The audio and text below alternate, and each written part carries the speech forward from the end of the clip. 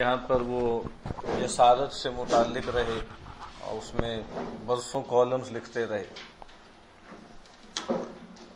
بلکہ شاید ضیاء صاحب کا جب دور تھا تو اس میں ابتداءً جو ہے جو قومی اتحاد شاید کہلاتا تھا وہ حکومت میں بھی شامل اس کی جماعتیں ہوئی تھیں، تو جماعت اسلامی بھی کچھ عرصے حکومت میں رہی۔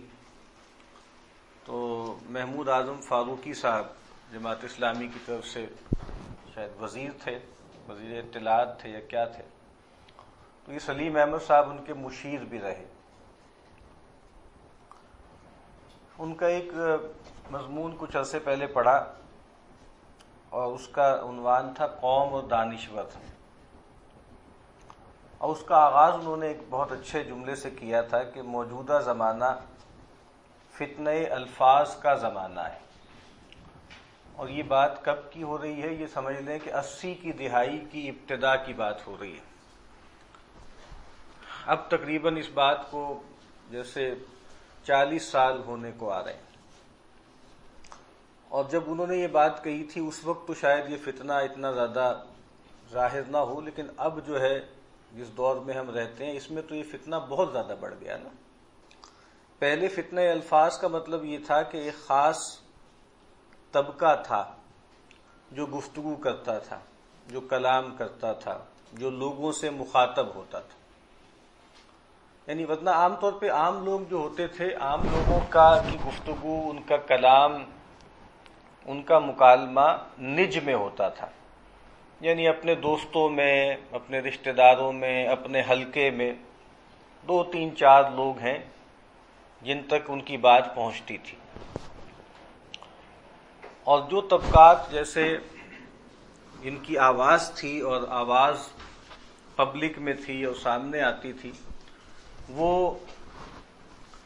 کون لوگ تھے؟ مثلاً دانشور جن کو کہا جاتا ہے، اور دانشور بھی ایک جیسے ایک جنرک ٹرم ہے، دانشوروں میں اساتذہ بھی شامل ہیں، بہرحال ان کے پاس ایک نسبتاً وسیع آڈینس ہوتی تھی اپنی بات پہنچانے کے لیے۔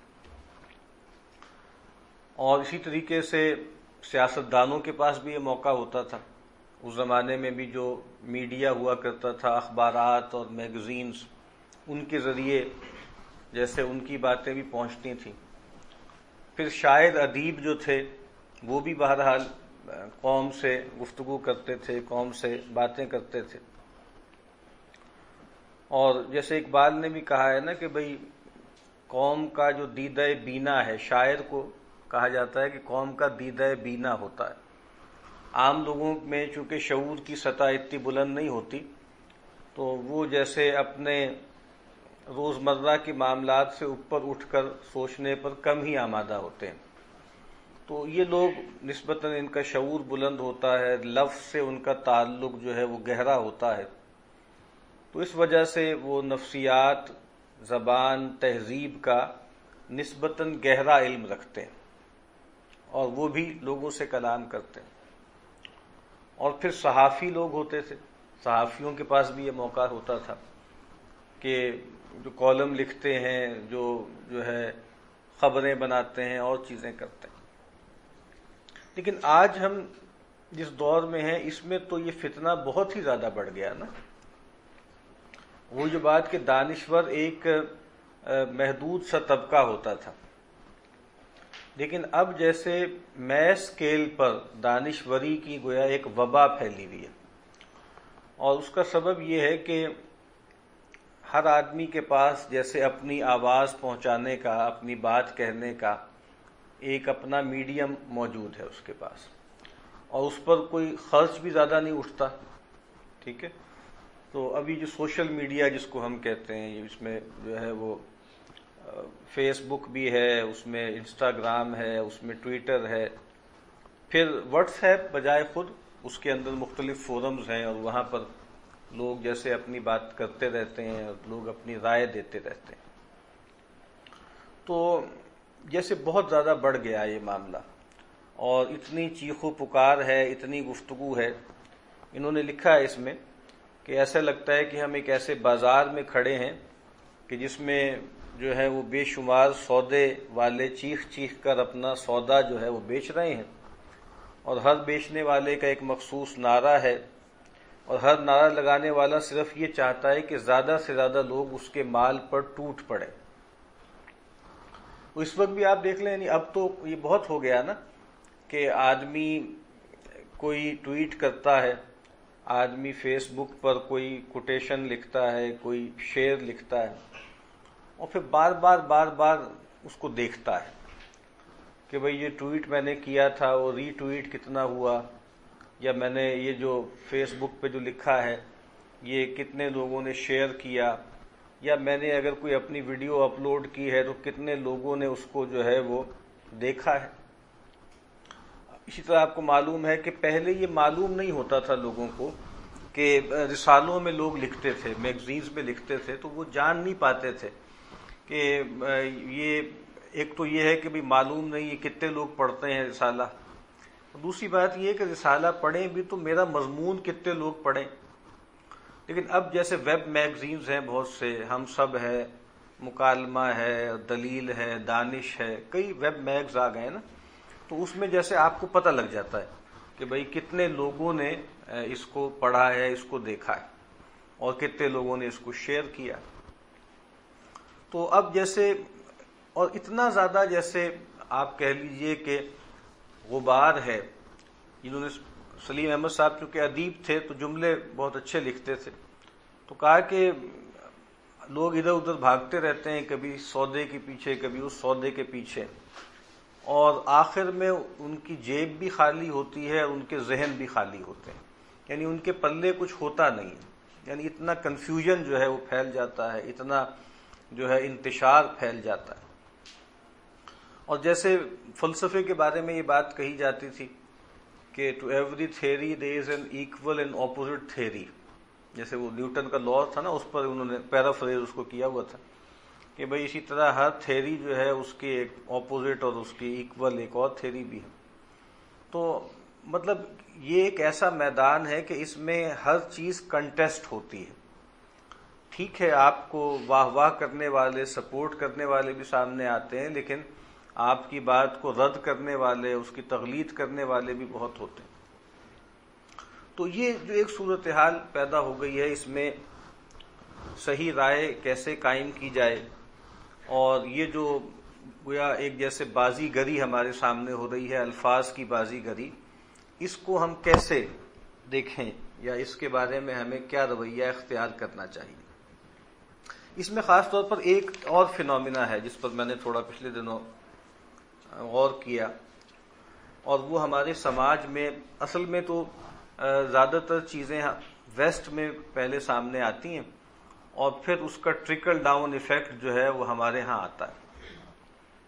اور وہ ٹرکل ڈاؤن ایفیکٹ بھی اگر آپ کبھی دیکھیں نا، تو اس وقت جو کیپٹلزم ہے اس کا جہاں پیدائش ہوئی ہے وہ ویسٹ ہے، اور ویسٹ اصل میں یورپ میں اس کی پیدائش ہوئی تھی، لیکن اب کوئی آپ کہہ سکتے ہیں کہ 100 سال تقریباً ہو گئے ہیں کہ اب جو اس وقت موجودہ تہذیب ہے اس کا جو اسپیئر ہیڈ کہہ لیں، اس کا جو وین گارڈ ہے وہ اب امریکہ ہے۔ اور ہمارے قریب میں جو ملک ہے بھارت، وہ ہم کہہ سکتے ہیں کہ جیسے ایک بہت اچھا ویسل ہے، بہت اچھا کنٹینر ہے، اور مطلب جو کیپٹلزم کے خیالات تھے اس کو قبول کرنے میں جیسے وہ بہت جلدی کرتا ہے۔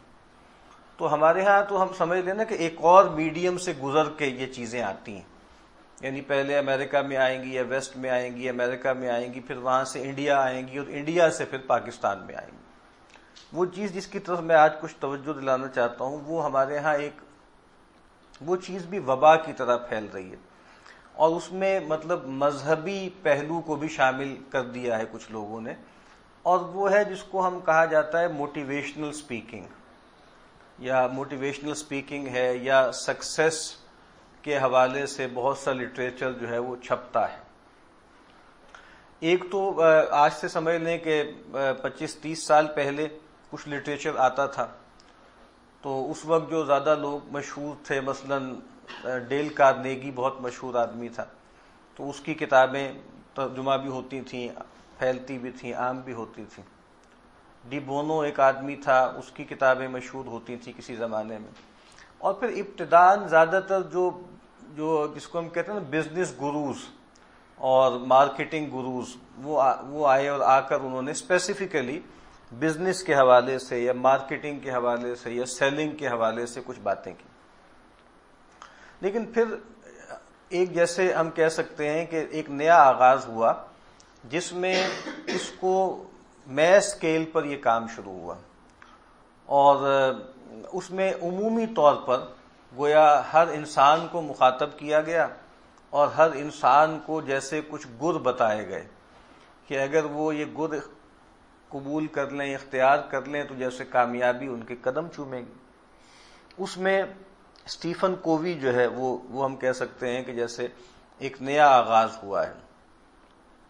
اور 7 ہیبٹس آف دا کیا ہے ہائیلی سکسیسفل پیپل، تو وہاں سے شروع ہوا، اس پھر بڑھتا گیا. اور پھر ہمارے ہاں بھی ایسے لوگ پیدا ہوئے جنہوں نے اس طرح کی کتابیں لکھی، اور وہ کتابیں بکتی بھی خوب رہیں. اور اس کے بعد پھر یہ ہوا کہ جیسے اس کے بارے میں کلام شروع ہو گیا، گفتگو شروع ہو گئی، اور سیشنز لوگوں نے کرنے شروع کر دیے. اور پھر جو کارپوریٹ کلچر ہے اس نے بھی اس کو اڈاپٹ کر لیا. تو بڑی بڑی کمپنیز ہیں اب جو اس طرح کے موٹیویشنل سپیکرز کو بلاتی ہیں، اور وہ گفتگو کرتے ہیں، اور وہ اس طرح سے معاملات کرتے ہیں. تو بہت آپ نے دیکھا ہوگا واٹس ایپ کے تھرو بھی چھوٹے چھوٹے کلپس آتے رہتے ہیں.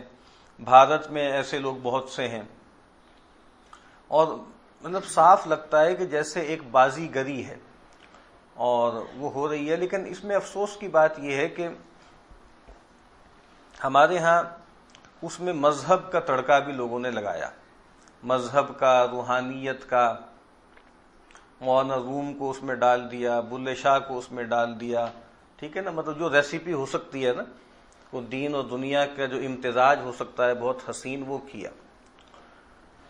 اور پھر یعنی اس سے آگے بڑھ کر بہت سے وہ لوگ کہ جن کی اورینٹیشن دینی ہے، انہوں نے بھی اس اسلوب کو اختیار کر لیا.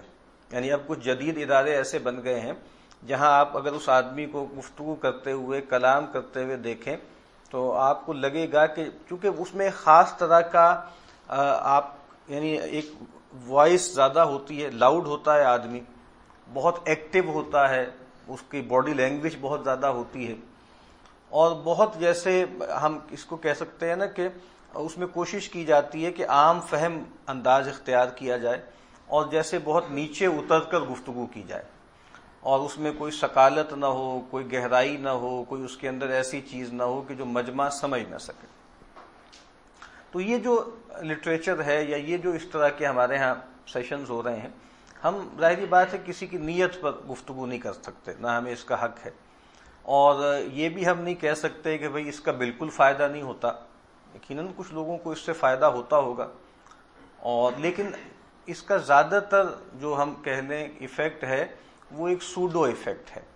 اور مطلب وہاں جب لوگ بیٹھے ہوئے ہوتے ہیں، ان کے سامنے مثالیں دی جا رہی ہوتی ہیں، ان کے سامنے سکسیس سٹوریز بیان کی جا رہی ہوتی ہیں، تو جیسے وہ بہت ایلیویٹڈ محسوس کرتے ہیں، بہت محسوس کرتے ہیں کہ جیسے ہم بھی یہ کر سکتے ہیں. لیکن ہوتا کچھ بھی نہیں ہے بس. اور اس میں ایک جیسے ایک چارٹ سی بنائی جاتی ہے، یہاں وہاں سے مختلف چیزیں جوڑ کر جو ہے آپ کے سامنے گفتگو کی جاتی ہے. اور ایک لحاظ سے اگر آپ دیکھیں نا تو جو پرانا ہمارا واز کا تصور تھا ایک زمانے میں، خاص طور پہ دیہات وغیرہ میں جو واز ہوتا تھا، ابھی بھی ہوتا ہے، وہ زیادہ تر جیسے ایک انٹرٹینمنٹ ٹائپ ہوتا ہے کہ مختلف چیزیں لوگوں کے سامنے آ جاتی ہیں. کبھی لوگ رونے لگتے ہیں، کبھی لوگ جو ہے وہ مسکرانے لگتے ہیں. لیکن جب وہ مجلس سے اٹھ کے جاتے ہیں تو ان کے پلے کچھ ہوتا نہیں ہے، بس وہ ایک اچھا وقت گزار لیتے ہیں وہاں پہ. تو یہاں پر بھی اس طرح کی جو ایکٹیویٹیز ہوتی ہیں اس کا نتیجہ یہی نکلتا ہے. اب اس پہ مطلب کیا اس میں مسائل کیا ہیں، میں چاہتا ہوں چند باتیں اس میں عرض کر دوں کہ اس طرح کی جو موٹیویشنل سپیکنگ ہے یا جو لٹریچر ہے یا سکسیس لٹریچر ہے، اس کے مسائل کیا ہیں. پہلی بات تو یہ ہے کہ اس میں جس چیز کو سب سے زیادہ اجاگر کیا جاتا ہے، جس چیز کو سب سے زیادہ میگنیفائی کیا جاتا ہے وہ کامیابی ہے، سکسیس ہے. یعنی ایسے لگتا ہے کہ کامیابی گویا ایک پوجے جانے والی چیز ہے، اور اصل میں یہ ایتھوس جو ہے یہ کیپٹلزم کی ہے، اور صرف کیپٹلزم کی بھی نہیں ہے. مطلب جو ویسٹ میں لوگ، یورپ میں لوگ رہتے ہیں، وہ بھی اس حوالے سے امریکہ کو بہت جیسے حقارت سے دیکھتے ہیں. یعنی یہ ایتھوس جو ہے نا کامیابی والی اور جو ہے لینڈ آف ڈریمز والی، کہ ہر آدمی جو ہے جہاں آئے گا اور آ کر جو ہے وہ کامیابی حاصل کر لے گا، یہ یورپ کی بھی ایتھوس نہیں ہے. وہاں کر پہ بھی سوچنے سمجھنے والے لوگ جو ہیں وہ امریکہ کو بہت زیادہ دیکھتے ہیں کہ یہ بہت ہی زیادہ گھٹیا سطح پہ اتر گئے، اور ان کے ہاں کامیابی کو بہت زیادہ جیسے ایک بت بنا دیا گیا. تو پہلا مسئلہ تو اس پورے لٹریچر کا یہی ہے کہ اس میں کامیابی کو بیچا جاتا ہے، یا کامیابی کا تصور بیچا جاتا ہے. اور کبھی آپ ان لوگوں کی گفتگویں سنیں نا تو سب سے بڑھ کر وہ حضرت اپنی ہی مثالیں دے رہے ہوتے ہیں. مطلب اصل میں اس کا نتیجہ یہ ہوتا ہے کہ اصل میں دیکھ لو کہ بھئی میں نے تم لوگوں کو بیوقوف بنا کے میں نے کتنا کما لیا. میں کیسے ایک موٹر سائیکل سے جو ہے وہ لیمبرگینی تک یا BMW تک آ گیا، اور جیسے میرا جیسا آدمی اگر آ سکتا ہے. اور پھر ایک کہانی سنائی جائے گی جس میں فکشن بہت زیادہ ہوگا، یعنی اس میں حقیقت نہیں ہوگی، وہ نہیں، آپ کی آنکھوں میں آنسو آ جائیں گے. اور پھر آپ اپنی ذاتی اس میں قصے ہوں گے کہ ماں نے یہ کہا اور باپ نے یہ کہا، لیکن کچھ بھی نہیں کہا، وہ خود سے جیسے بنایا ہوا ہوتا ہے.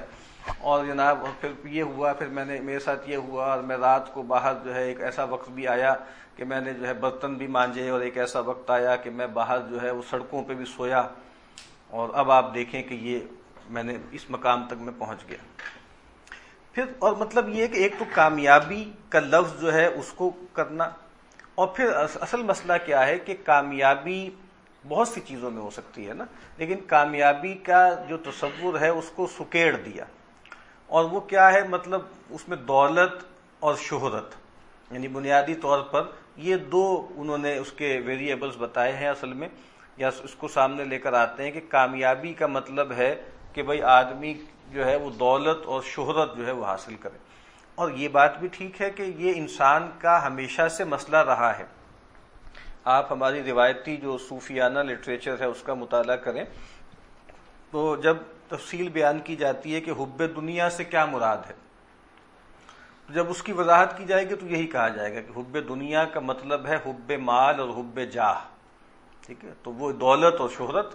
ٹھیک ہے، تو یہ اس میں کوئی شبہ نہیں ہے، چونکہ یہ انسان کے اندر دو چیزیں ایسی رکھی گئی ہیں کہ انسان جو ہے اس حوالے سے جو ہے وہ چاہتا ہے. اور نبی صلی اللہ علیہ وسلم نے فرمایا نا کہ دو بھوکے بھیڑیے جو ہیں اگر بکریوں کی کسی گلے میں چھوڑ دیے جائیں تو وہ اتنا فساد نہیں پیدا کرتے، اتنی غارت گری نہیں کرتے جتنا جو ہے وہ انسان کے دین کے لیے اس کے اندر مال اور جاہ کی، منصب کی جو حرص ہے وہ پیدا کرتی. تو اب اس میں کیا ہوتا ہے کہ انہی چیزوں کو بتایا جاتا ہے کہ کامیابی کا مطلب ہے یہ. اس میں یعنی یہ کوئی بات نہیں ہے کہ ایک آدمی ہے جو رکشہ چلاتا ہے اور وہ حلال کماتا ہے اور اس کا گھر ہے اور بیوی بچے ہیں اور بہت وہ سعادت کی اور ایک آرام سکون کی زندگی بسر کرتا ہے. تو مطلب یہ کہ ان کے تصور کامیابی میں عام آدمی، غریب آدمی، غیر معروف آدمی، اس کا جیسے اس کی کوئی گنجائش نہیں ہے.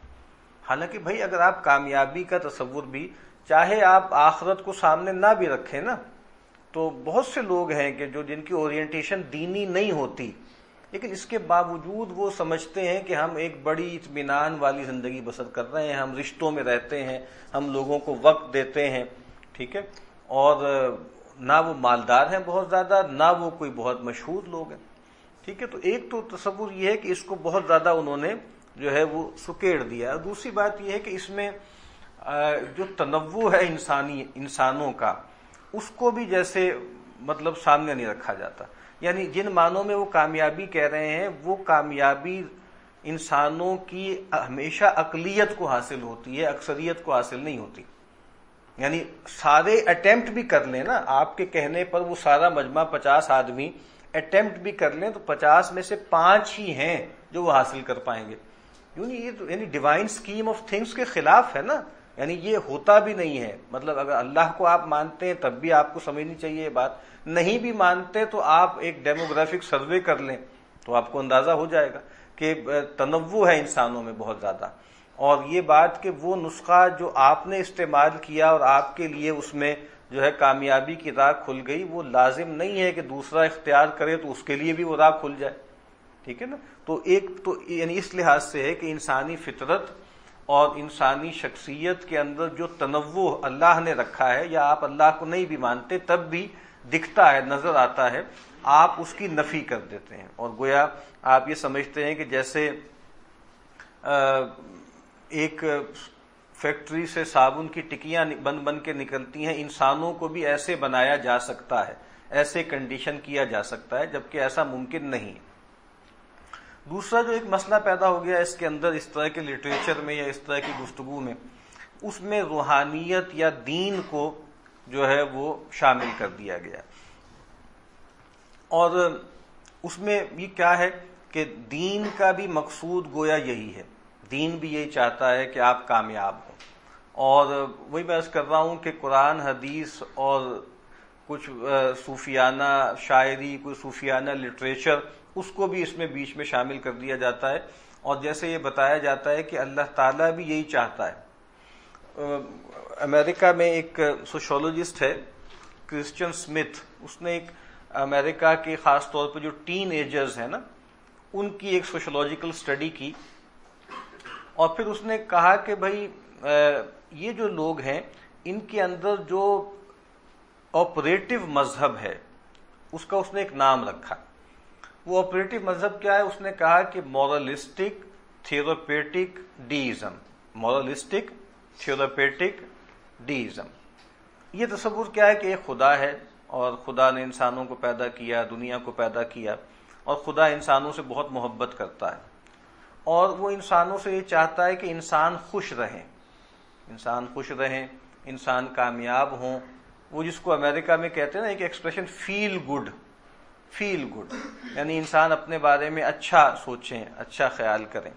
اور یہ خدا بس انسانوں کی زندگی میں کوئی بہت زیادہ انٹرفیئرنس نہیں کرتا, انٹروین نہیں کرتا, اور بس اس خدا کی ضرورت جیسے ایک پرابلم سالور کی ہوتی ہے. جیسے آپ کو کوئی نفسیاتی مسئلہ ہو جائے تو آپ ایک تھراپسٹ کے پاس جاتے ہیں, اس سے کنسلٹ کرتے ہیں, تو خدا کا عمل دخل بھی بس اتنا ہی ہے.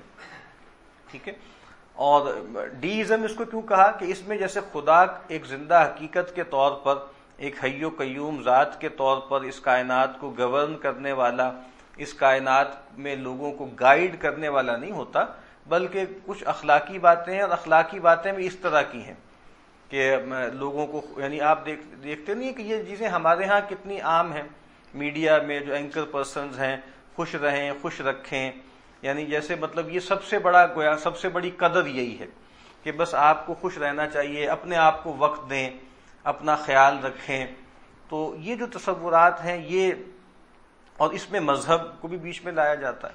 اس طرح امریکہ میں ایک خاص دور میں جس کو کہا جاتا تھا نا کہ the gospel of prosperity, gospel of prosperity, یا اس کو کہا جاتا تھا the gospel of health and wealth, کہ بھائی اصل میں خدا بھی یہی چاہتا ہے کہ آپ کے پاس پیسہ بے تحاشا ہو, اور آپ جو ہے بہت صحت مند ہو, آپ اپنے جسم پہ توجہ دیں, آپ اپنی جیب پہ توجہ دیں, ان چیزوں پہ آپ فوکس کریں. تو یہ جو چیز ہے یہ ظاہری بات ہے, اس سے یہ ہوتا ہے کہ جب آپ دنیاوی اغراض کے لیے ہی دین کو استعمال کرتے ہیں تو پھر اس سے ظاہری بات ہے کبھی ایسا ہوتا ہے کہ دنیا بھی حاصل نہیں ہو پاتی اور دین کا تصور تو ویسے ہی ڈسٹارٹ ہو جاتا ہے. یعنی وہ باتیں جو کہ اس مقصد کے لیے کہی نہیں گئیں, جب آپ اس کو توڑ مروڑ کے وہاں فٹ کرنے کی کوشش کرتے ہیں تو پھر اس سے مسائل پیدا ہوتے ہیں, اور پھر ایک دو لختی سی پیدا ہو جاتی ہے. ٹھیک ہے, آپ دنیا چاہتے ہیں تو دنیا داروں کی طرح اور ان کا جو ڈسکورس ہے اس کو اختیار کر کے آپ وہ چیزیں حاصل کر لیں, لیکن آپ اس کے لیے دینی جو ہے وہ دلائل تراشیں اور وہ ساری بات کریں تو ظاہری بات ہے کہ اس سے مسائل پیدا ہوتے. پھر جو ایک بہت اہم بات ہے جو اس طرح کے لٹریچر میں سامنے نہیں لائی جاتی, وہ یہ ہے کہ ٹھیک ہے اگر ہم یہ مان لیں کہ دولت اور شہرت یہ مقصود ہے, تو دولت اور شہرت کے حصول میں جو ایک بہت بڑا فیکٹر ہوتا ہے اس کو وہ نظر انداز کر دیتے ہیں. اور وہ کیا ہے؟ اگر آپ خدا کو مانتے ہیں تو آپ کہیں کہ جی خدا، تقدیر آپ کہہ لیں اس کو، خدا کا امر کہہ لیں. نہیں ہے تو آپ اس کو لک کہہ لیں، آپ اس کو کنٹینجنسی کہہ لیں، آپ اس کو حالات کہہ لیں. یعنی اگر آپ وہ لوگ جن کو کہا جاتا ہے کہ وہ بہت کامیاب ہیں اور ان کی بایوگرافیز جو ہیں وہ بہت بکتی بھی ہیں، اگر آپ ان کی کتابوں کو بھی غور سے پڑھیں تو آپ کو احساس ہو جائے گا کہ کتنے فیکٹرز ہیں جو جمع ہو گئے تھے جو اس کے اپنے اختیار میں نہیں تھے، جس کی وجہ سے اس کو یہ کامیابی ملی. ٹھیک ہے نا؟ تو بل گیٹس کے اس طرح کے بیانات موجود ہیں، وہ جو ایمیزون کا جو صدر ہے اس کے اس طرح کے بیانات موجود ہیں. مطلب بل گیٹس نے یہ کہا کہ بھئی اگر میں امریکہ میں نہ ہوتا، میں وہی ہوتا، میری صلاحیت بھی وہی ہوتی، میری سکل بھی وہی ہوتی، میں اتنا ہی ایکسپرٹ ہوتا، مطلب میں اگر صومالیہ میں ہوتا تو میں کبھی بھی اتنا کامیاب نہ ہوتا. یعنی امریکہ ایک جو ہے وہ پورا سسٹم، پوری سٹیٹ، پوری مارکیٹ کنڈیوسو تھی اس ساری کامیابی کے لیے. ٹھیک ہے نا؟ تو مطلب یہ اتنے زیادہ فیکٹرز ہوتے ہیں جو انسان کے بس میں نہیں ہوتے، انسان کے اختیار میں نہیں ہوتے، اور جس کی وجہ سے جس کو وہ کامیابی کہہ رہے ہیں وہ کامیابی حاصل ہوتی. تو اس بات کا بھی جو ہے وہ بیان نہیں کیا جاتا.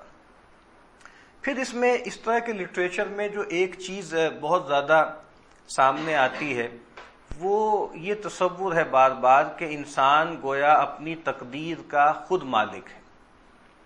تم جو چاہو کر سکتے ہو، تم جو پانا چاہو پا سکتے ہو، اور جیسے کوئی تمہارے راستے میں رکاوٹ نہیں پیدا ہو سکتی.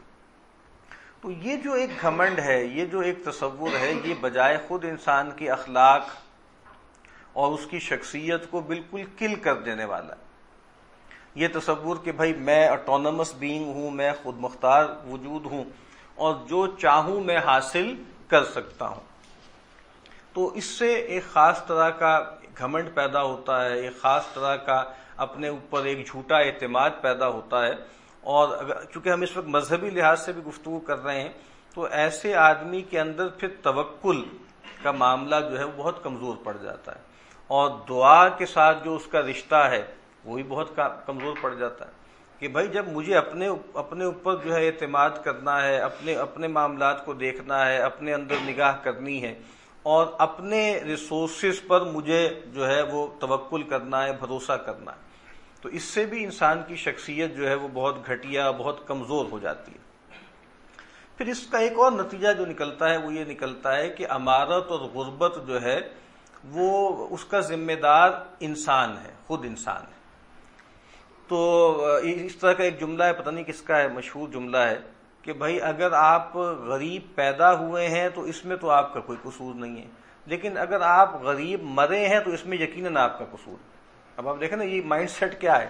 یہ مائنڈ سیٹ یہی ہے کہ اس کا مطلب یہ ہے کہ ایک تو کیا ہے، ایک تو یہ ہے کہ غربت ایک قرض ہے، غربت ایک قرض ہے، ایک لعنت ہے. یعنی غربت ایک ایسی چیز ہے کہ جیسے وہ اخلاقی طور پہ جیسے گناہ ہے، غریب ہونا جیسے گناہ ہے. تو اگر ہم اپنی روایت کو دیکھیں تو ہماری روایت تو یہ نہیں ہے. یعنی آپ ریاض الصالحین پڑھیں تو وہاں باب ہی یہی ہوگا کہ فضل الزہد فی الدنیا والحث فی التقلل فیہا، ٹھیک ہے، وفضل الفقر. یا آپ کتاب الرقاق پڑھ لیں تو کیف کان عیش النبی صلی اللہ علیہ وسلم، تو وہ چیزیں اگر آپ دیکھتے ہیں تو پھر یہ چیز تو بالکل اس کے اپوزٹ ہے نا. اور مطلب ایک یہ ہے کہ بھئی انسان اگر غریب ہے تو گویا وہ اس کا ذمہ دار ہے، اور اگر انسان امیر ہے تو امارت کا ذمہ دار بھی وہ ہے. تو ایک تو اس سے میں نے عرض کیا ہے نا کہ ایک تو ڈپریشن اس سے بہت پیدا ہوتا ہے لوگوں کو. یعنی پھر اگر وہ یہ کہتے ہیں کہ ہم کما نہیں پا رہے، ہم دنیا میں آگے نہیں بڑھ پا رہے، تو اس کا مطلب یہ ہے کہ یہ کوئی نقص ہے جو ہمارے اندر ہے، اور یہ نقص جو ہے وہ اخلاقی نقص ہے. اور مطلب جیسے اس کی بنیاد پر جیسے ہمیں اپنے اوپر ترس کھانا چاہیے یا اپنے آپ سے ہمیں نفرت کرنی چاہیے. تو اسی وجہ سے اس کا ایک اور نتیجہ کیا نکلتا ہے کہ پھر آپ غریبوں سے اس طرح کی ہمدردی اور محبت اور الفت کا تعلق نہیں رکھ سکتے. یعنی پھر تو آپ کہیں گے کہ بھئی یہ نالائق ہیں، اور یہ جو ہے اگر نہیں کما پا رہے یا دنیا میں پیچھے رہ گئے ہیں تو بھائی یہ ان کا قصور ہے. ٹھیک ہے, تو مطلب غریبوں کے ساتھ جو محبت کا, الفت کا, ہمدردی کا, ہم احساسی کا تعلق ہونا چاہیے وہ بھی پیدا نہیں ہو پاتا. اس پر آپ کو معلوم ہوگا کہ اس وقت ویسٹ کے اندر جو مورل یا ایتھیکل جو ڈیبیٹس ہو رہی ہیں ان میں سے ایک یہ بھی ہے کہ چونکہ آپ کو معلوم ہے نا کہ جو بہت سے ممالک ہیں جن کے بارے میں کہا جاتا ہے کہ وہ ویلفیئر اسٹیٹس ہیں, اور ویلفیئر اسٹیٹس جو ہیں خاص طور پر اسکینڈینیوین کنٹریز ہیں, تو وہ ویلفیئر اسٹیٹ کیسے بن پاتی ہیں؟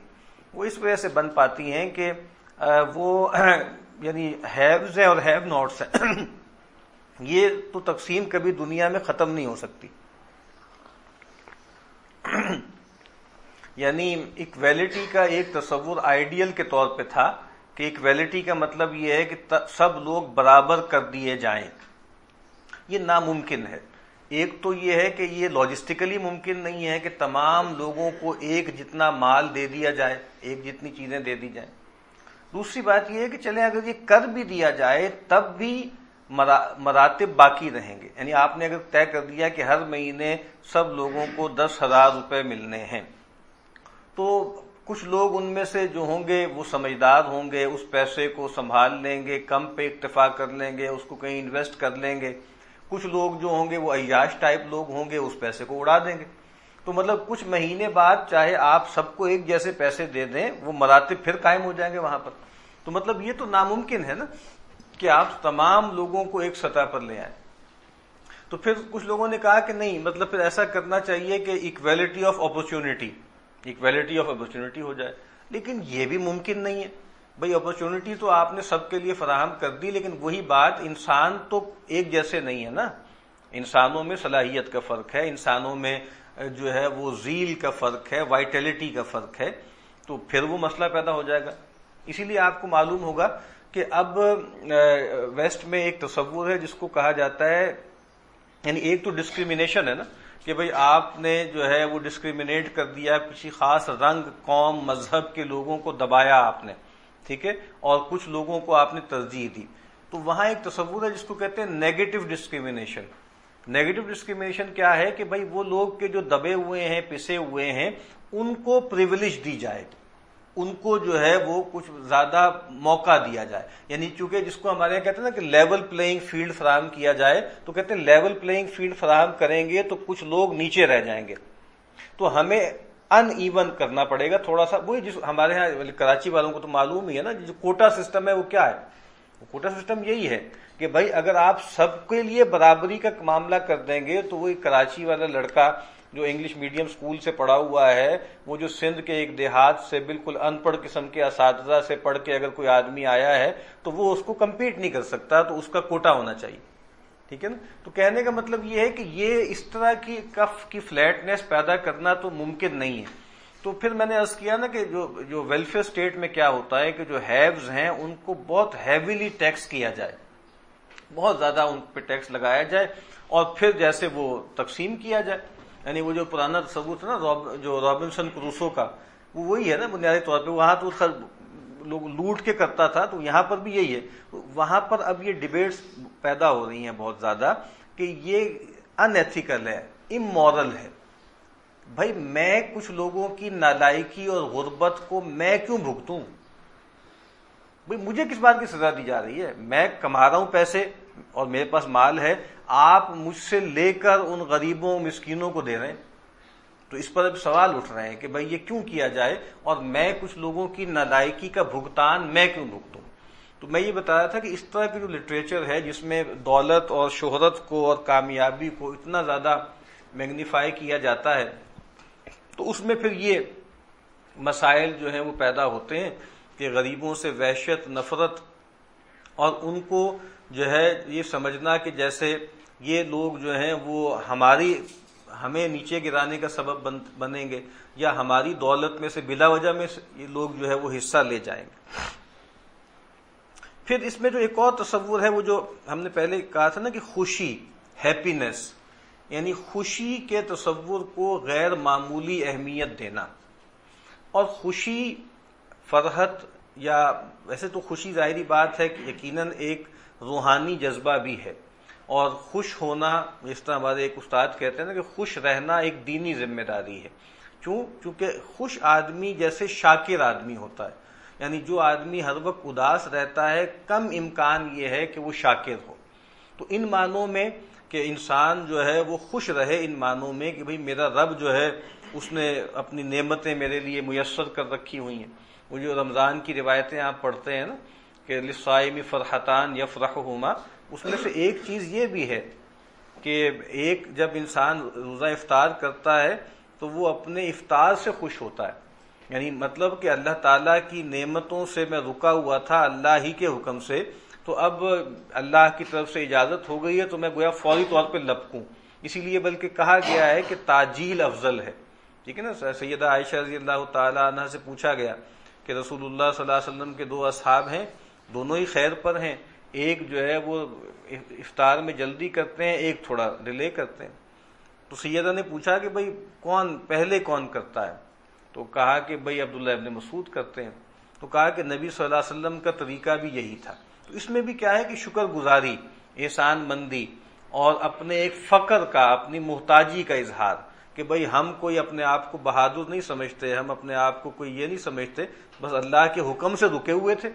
تو جیسے ہی وہ حکم ختم ہوا ہے فوری طور پہ ہم اللہ کی نعمتوں کی طرف لپکتے ہیں. تو ان معنوں میں تو خوشی ایک اچھی چیز ہے، لیکن خوشی بمعنی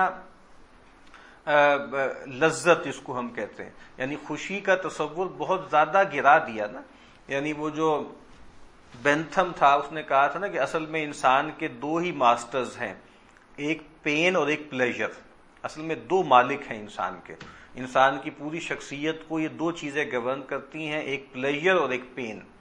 اور پھر اس کے نزدیک پلیجر، اب دیکھیں پلیجر کا لفظ جو ہے وہ ہیپینس سے بھی ہلکا ہے نا. تو جس کو ہیڈونزم کہتے ہیں، لذتیت، کہ لذتوں کے پیچھے بھاگنا. تو اب تصور ایک تو ہیپینس کا اس سے پیدا ہو گیا کہ ہیپینس، اور پھر ہیپینس کو اتنا زیادہ میگنیفائی کرنا. حالانکہ کبھی آپ غور کریں انسان کے سب سے سچے احساسات جو ہوتے ہیں وہ تربیہ نہیں ہوتے، وہ علمیاتی ہوتے ہیں. ہر انسان کو اس کا تجربہ ہے. یعنی خوشی میں اتنی گہرائی نہیں ہوتی جتنی غم میں ہوتی ہے. ٹھیک ہے نا. اور غم بہت گہرا ہوتا ہے، اس کے اثرات انسان کی شخصیت پر بہت گہرے جو ہیں وہ ہوتے ہیں. تو بہرحال تو ایک تو یہ جو خوشی کو اتنی زیادہ اہمیت دینا اور پوجنے کی حد تک جو ہے اس کو اہمیت دینا، یہ رویہ بھی ظاہر ہے کہ ٹھیک نہیں ہے. اور انسان اصل میں اس دنیا میں اس لیے نہیں آیا کہ وہ خوش رہے. کیونکہ انسان اس دنیا میں آیا ہے تاکہ وہ ایک آزمائش کو گزارے اور ایک بندے کی حیثیت سے اپنی زندگی گزار کے جائے. پھر ایک اور جو چیز اس میں ہوتی ہے وہ ایک تصور ہے نا ہمارے یہاں کہ پازیٹیو تھنکنگ ہے. اور جیسے وہ پتہ نہیں کیا اس کا نام ہے، میں بھول رہا ہوں، ایک تصور ہے پورا کہ بھئی آپ جیسا آپ سوچیں گے ویسے ہی دنیا میں حالات ہونے شروع ہو جائیں گے، اسی کی ریفلیکشن جو ہے وہ خارج میں ہوگی.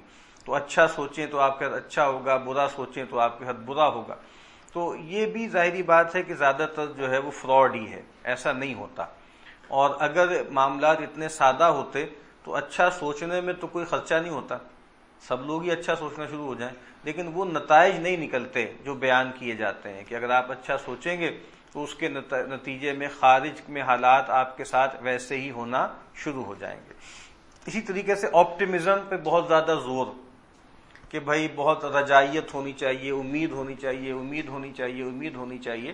لیکن بعض اوقات یہ انسان کے لیے مضر بھی ہو جاتی ہے. یعنی اگر آپ آخرت کو چھوڑ دیں اور دین کو چھوڑ دیں تب بھی مضر ہو جاتی ہے کہ بلا وجہ میں ایک وشفل تھنکنگ بنائے رکھنا. تو ریئلسٹک ہونا چاہیے. اور ویسے بھی دین جو ہمیں کہتا ہے نا، جو ظن کے بارے میں کہتا ہے، تو وہ ظن دونوں طرح سے ٹھیک نہیں ہے. یعنی وہ ایسا نہیں ہے کہ بد ظنی بری چیز ہے، تو حسن ظن بھی بغیر کسی بنیاد کے اس میں بہت مبالغہ ہونا وہ بھی مضر ہے، اس سے بھی انسان کا نقصان ہو جاتا ہے.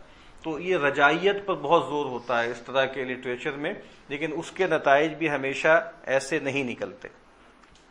پھر یہ تصور کہ کامیابی جو ہے وہ محض چند عادتوں کو اختیار کرنے سے مل جائے گی، تو یہ بہت زیادہ سادہ لوحی کی بات ہے.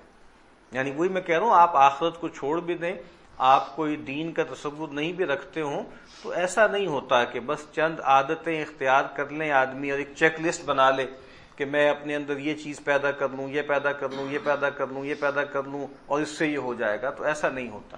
اسی لیے آپ دیکھتے ہیں کہ وہ لوگ کہ جو اس طرح کا لٹریچر زیادہ پڑھتے ہیں اور اس طرح کی ٹاکس میں جاتے ہیں، وہ وہاں جب بیٹھے ہوتے ہیں اس وقت تو وہ ریجوینیٹ ہو جاتے ہیں، اس وقت تو جیسے ان میں ایک جوش اور ولولہ ہو جاتا ہے، لیکن بعد میں جب وہ حقیقی زندگی میں آتے ہیں اور وہاں معاملات کرتے ہیں تو پھر بہت ڈپریس ہو جاتے ہیں کہ بھائی وہ جو بھائی صاحب تھے وہاں انہوں نے تو بتایا تھا کہ یہ کرو گے تو یہ ہو جائے گا، تو میرے ساتھ تو یہ ہو نہیں رہا۔ اس کا مطلب میں کوئی بہت ہی کوئی نکھد ہوں اور بالکل ہی میں جیسے گون کیس ہوں۔ یعنی انسان پھر اپنے بارے میں مایوس ہونے لگتا ہے بہت زیادہ کہ بھائی جب یہ بات کہی گئی اور اس طرح کہ کہا گیا کہ یہ کرو گے تو یہ ہو جائے گا، تو یہ اس طرح کے جو لٹریچر کو لوگ زیادہ پڑھتے ہیں یا اس طرح کی گفتگوؤں میں زیادہ شرکت کرتے ہیں، ان کے ہاں ڈپریشن وغیرہ کی بیماریاں بہت زیادہ ہوتی ہیں، اداس رہتے ہیں، غمگین رہتے ہیں۔ پھر اس میں ایک اور بات ہے جو بہت اہم بات ہے جو کچھ لوگوں نے کہی ہے اس طرح کے لٹریچر کے بارے میں، اور وہ صحیح بات ہے، اور وہ یہ ہے کہ اس میں جو سٹرکچر ہوتا ہے، ٹھیک ہے، جو سٹرکچر ہے جس کو ہم سسٹم کہتے ہیں، اس کی جو غیر معمولی اہمیت ہے موجودہ دور میں، اس سے صرف نظر کیا جاتا ہے اور فرد کو کوئی بہت زیادہ اہمیت دے دی جاتی۔ وہ سلیم احمد صاحب کا ایک شعر ہے نا، وہ مطلب اور مضمون کا شعر ہے کہ عشق کو شاد کرے غم کا مقدر بدلے، عشق کو شاد کرے غم کا مقدر بدلے، حسن کو اتنا بھی مختار نہ سمجھا جائے، حسن کو اتنا بھی مختار نہ سمجھا جائے۔ تو انسان اتنی بڑی چیز نہیں ہے، اور نہ یہ بات کہ ہر آدمی اتنی طاقت رکھتا ہے۔ بڑا اچھا ایک شعر پچھلے دنوں سنا کہ اس نے کہا کہ ہاں یہ میرا دل نہیں دنیا ہے میری جان اسے، یہ میرا دل نہیں دنیا ہے میری جان اسے، تم فقط حسن سے تسخیر نہیں کر سکتے۔ تو یہ جو ہے میرا دل نہیں ہے، یہ دنیا ہے، تو یہاں اس کو تسخیر کرنے کے لیے صرف خوبصورتی کافی نہیں ہے، اور بہت کچھ بھی درکار ہے۔ تو یہ جو اس طرح کا سارا لٹریچر ہے وہ اس بات سے صرف نظر کرتا ہے کہ اگر سسٹم کرپٹ ہے یا سسٹم کے اندر ایک غیر معمولی طاقت ہے تو اس میں افراد کچھ زیادہ کر نہیں سکتے۔ اور اس میں جو ایک اور بڑا مسئلہ ہے اخلاقی طور پر وہ یہ ہے کہ پھر کوئی عدل قائم کرنے کی کوشش کرنا، عدل کا نظام قائم کرنے کی کوشش کرنا، اس ایکسپلائٹیشن کو ختم کرنا، یعنی پھر یہ خیال آتا ہی نہیں نا، سارا بلیم آپ اپنے اوپر دیتے ہیں کہ میں اگر ناکام ہوں یا اور لوگ ناکام ہیں تو اس کی ناکامی کا جو اصل میں ذمہ دار ہے وہ خود ہے، میں ہوں یا دوسرے ہیں۔ بھائی اس نظام کے اندر انٹرنسیکلی کچھ مسئلے ہیں، کچھ خرابیاں ہیں۔ ایک تو یہ ہے کہ اس طرح کا سادہ لٹریچر گویا اصل میں کیا ہے نا، اصل میں تو کیپٹلزم کو سپورٹ کر رہا ہے نا، کہ سٹیٹس کو باقی رہے اور لوگ جو ہیں اس کو بدلنے کے بارے میں نہ سوچیں بلکہ اپنے بارے میں سوچتے رہیں کہ بھائی میرے اندر فلاں فلاں کوالٹیز ہیں یا نہیں ہیں، اور اگر میں وہ پیدا کر لوں گا تو میرے لیے وہ نتائج نکل آئیں گے، نہیں کر پایا تو نہیں نکلیں گے۔ تو اس سے بھی یہ مسئلہ پیدا ہوتا ہے کہ پھر آدمی اپنے آپ کو بدلنا اور اپنی شخصیت، اپنے آپ کو بدلنا تو ہے ہی، لیکن یہ بات کہ بھائی اس نظام کے اندر، اس سسٹم کے اندر، اس سٹرکچر کے اندر کچھ مسائل ہیں جس کو ہمیں ٹھیک کرنا ہے، پھر اس طرف خیال نہیں جاتا۔ اور اس طرح کا لٹریچر پڑھنے کے بعد جو انسان کا شخصیت کا تصور بنتا ہے وہ ہے جو ایرک فروم نے ایک اصطلاح استعمال کی تھی، the marketing character, the marketing character, کہ وہاں پر آدمی کے لیے اصل مسئلہ یہ ہوتا ہے کہ مجھے اپنے آپ کو ایک سیلیبل کموڈٹی بنانا ہے۔ اور اب آپ دیکھیں باہر تو بہت عرصے سے یہ ہو رہا تھا، اب تو آپ کے تعلیمی اداروں کے اشتہار میں یہ بات آ رہی ہے کہ نہیں آ رہی کہ بھائی اپنے آپ کو ایک اچھی کموڈٹی بناؤ، اپنے برانڈ کو بہتر کرو، ٹھیک ہے نا، یعنی اپنی قیمت کو بڑھاؤ، ٹھیک ہے، تاکہ تمہاری بولی جو ہے وہ زیادہ لگ سکے۔ وہ ایک شعر پتہ نہیں کسی محض لیفٹسٹ شاعر کا ہے نا کہ یہ شہر ہے کہ نمائش لگی ہوئی ہے کوئی، یہ شہر ہے کہ نمائش لگی ہوئی ہے کوئی، جو آدمی بھی ملا بن کے اشتہار ملا، جو آدمی بھی ملا بن کے اشتہار ملا۔ اس وقت ہمارے ہاں یعنی اگر آپ اچھے اداروں میں جائیں نا تو وہاں آپ اسٹوڈنٹس کو دیکھیں تو لگتا ہے کہ جیسے وہ ایک پروڈکٹ بنے پھر رہے ہیں، اور مطلب اس کے اسباب صرف جاب نہیں ہے، وہ مطلب جو خواتین کی جو ہے ان کو اٹینشن حاصل کرنی ہے اس کا ایک مرض ہے، تو وہ بھی مارکیٹنگ سیلف ہی ہے نا، کہ وہ بھی ایک اشتہار ہے کہ آدمی جیسے اپنے آپ کو بیچ رہا ہے اور اپنا جو ہے وہ سودا جو ہے وہ لگا رہا ہے۔ تو وہ جو اس کو کہتے ہیں نا کہ کوموڈیفیکیشن، کہ ہر چیز ایک کوموڈیٹی بن جائے، اور کوموڈیٹی کا مطلب کیا ہوتا ہے کہ ہر چیز جو ہے وہ ہر آدمی اپنے آپ کو ایکسچینج ویلیو کے حوالے سے دیکھے، یعنی ایک میری اپنی ورتھ ہے، وہ ورتھ کوئی نہیں ہے بھائی، مجھے میری بولی کیا لگتی ہے، ٹھیک ہے نا۔ تو اکبر نے جو اس وقت کہا تھا نا کہ نہیں اس کی پرشش الفت اللہ کتنی ہے، سبھی یہ پوچھتے ہیں آپ کی تنخواہ کتنی ہے، تو الفت اللہ کتنی ہے پہلے اس سے ورتھ ہوتی تھی آپ کی، کہ بھئی آپ اللہ والے ہیں تو بس آپ کی ورتھ ہے، لیکن اب آپ کی ورتھ کس سے طے ہوتی ہے کہ بھئی آپ کی تنخواہ کتنی ہے۔ ہماری ایک خاندانی بزرگ خاتون فوت ہو گئی، تو وہ ان کا جیسے تکیہ کلام تھا کہ کسی کے بارے میں خاندان کے لڑکے کی بات ہو رہی ہے، کوئی ذکر ہو رہا ہے، تو لیتا کیا ہے، یعنی مطلب یہ ہے کہ تنخواہ کیا لیتا ہے، کتنے پیسے لیتا ہے، اصل بات یہ ہے، باقی اس کو چھوڑو، نماز پڑھتا ہے یا چرس پیتا ہے یہ اتنی بات اہم نہیں ہے، اصل چیز یہ ہے کہ بھئی لیتا کیا ہے۔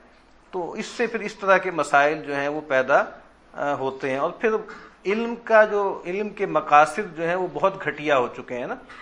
تو اب علم کا جو مقصد پرانے لوگوں نے بتایا، ارسطو سے کے زمانے سے چلا آ رہا ہے کہ علم کا اصل مقصد کیا ہوتا ہے، علم کا اصل مقصد ہے معرفت، ٹھیک ہے، حقیقت پہ میڈیٹیٹ کرنا اور حقیقت کی تلاش اور حقیقت کی معرفت۔ اس سے کمتر درجے پہ کیا تھا کہ ایک اچھی پاکیزہ سعادت والی زندگی بسر کرنا۔ تیسرے درجے میں تھا جس کو کہتے تھے کہ بھئی ہنر یا طاقت یا ٹیکنے، کہ بھئی کوئی آپ کے پاس ہنر بھی ہونا چاہیے جس کے ذریعے آپ کچھ کما سکیں۔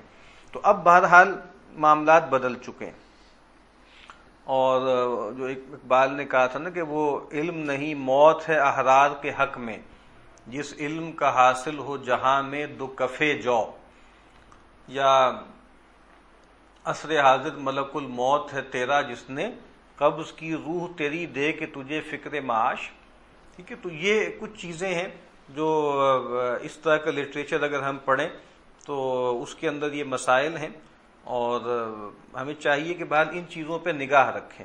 اس لیے بھی ضروری ہے کہ یہ وبا بہت پھیلتی جا رہی ہے، اور مطلب ہم لوگ بھی اس طرح کی چیزوں کو بہت شوق سے دیکھتے ہیں، اور ایسا نہیں ہے کہ ان چیزوں کا ہم پہ اثر نہ ہو، چیزوں کا ہم پہ اثر ہوتا ہے، مطلب چاہے ہم تفریح کے لیے اس طرح کی چیزیں سنتے رہیں یا وقت گزارنے کے لیے سنتے رہیں، اس کی تاثیر ہم پر ہوتی ہے۔ اور نبی صلی اللہ علیہ وسلم کا معمول یہ تھا کہ وہ اس کا بہت دھیان کرتے تھے کہ کوئی بھی چیز لوگوں کو ان کے اصل مقصد سے دور نہ کرے۔ ایک مرتبہ کہیں سے کوئی یمن سے کوئی کپڑا آیا تو صحابہ کرام بہت اس کو دیکھ رہے تھے، اس کے ٹیکسچر کو، اور بہت جیسے متاثر ہو رہے تھے۔ تو نبی صلی اللہ علیہ وسلم نے کہا کہ بھئی سعد ابن معاذ کو جنت میں جو ناک پوچھنے کا رومال دیا گیا ہے وہ اس سے زیادہ افضل ہے۔ تو آپ دیکھیں نا، ایک دم بات کو وہاں لے گئے نا، پرسپیکٹو کو چینج کر دیا کہ بھئی یہ کہیں لوگ دنیا کی طرف راغب نہ ہو جائیں۔ تو بس میں بتا رہا ہوں کہ اس طرح کا لٹریچر پڑھنے سے یا اس طرح کی ویڈیوز دیکھنے سے مطلب ایک تو ویسے میں نے عرض کیا ہے نا کہ اس میں ویسے بہت مسائل ہیں، اور مطلب زیادہ تر یہ فراڈ ہے، یعنی جن مقاصد کے لیے لوگ اس چیزوں کو سے فائدہ اٹھا رہے ہیں وہ بھی حاصل نہیں ہوتے، اور مطلب اصل میں سکسیس کس کی ہے، وہ اس مداری کی ہے جو یہ سب سودا بیچ رہا ہے، باقی تقریباً سب لوزرز ہی ہوتے ہیں، ونر وہ ایک صاحب ہوتے ہیں جو یہ چورن بیچ رہے ہوتے ہیں۔ تو لیکن بہرحال اس کے روحانی مضرات بھی جو ہے وہ ہم پر ہو سکتے ہیں۔